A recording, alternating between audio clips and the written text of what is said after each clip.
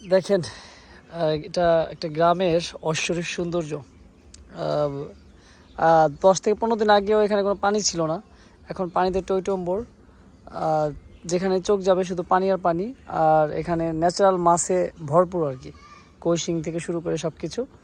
তা আমি আমার বিয়ের কাছে দেব তাকে এই সৌন্দর্য নিয়ে কিছু এক্সপ্লেন করার জন্য। বিয়ে না, এটা বাস্তবে অনেক সুন্দর, মানে গ্রামের যেই ন্যাচারাল যে সুন্দরটাকে যে মানে ওই যে বলে না বিউটি পার্লার ছাড়া যে সাজানো মেয়ে, আমার কাছে মনে হয় গ্রামটা হলো বিউটি পার্লার থেকে সাজানো, মানে শহরের প্রকৃতি সৌন্দর্য তো এটা বিউটি পার্লারের মতো সাজানো।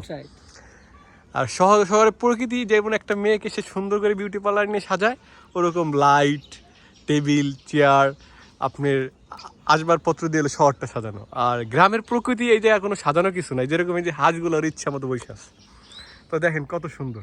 হাঁসগুলো কিন্তু আমাদের হাঁসগুলো আমাদের বিয়ের হাঁস, এই যে বিয়ের হাঁস। তো এই যে মানে এভারেজ সব মিলে মানে ভালো লাগার মতো মুহূর্ত এই যে কবুতর, এই কবুতরগুলো আমার বিয়ের আমার চাচা চাচা না, ওই একই কথা। আর আকাশটা দেখেন কত সুন্দর, বিয়ে আছে আমাদের।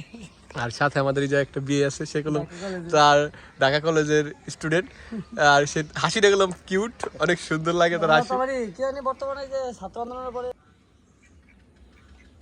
ডিম পাটু যাইতেছে, একটু পরে ডিমটা আমরা কালেক্ট করব, একটু পরে ডিবি কালেক্ট করব, তখন বাইজে খাইলে তখন আমরা দেখাবো আবার বিয়ে লাইভে। বাইরে খাওয়াবো বিয়ের জন্য। বিয়ের যিনি মানে প্রিয় মানুষ, প্রিয় সিনি আছে, তার জন্য ওই ডিমটা স্পেশালি আনবো আমরা।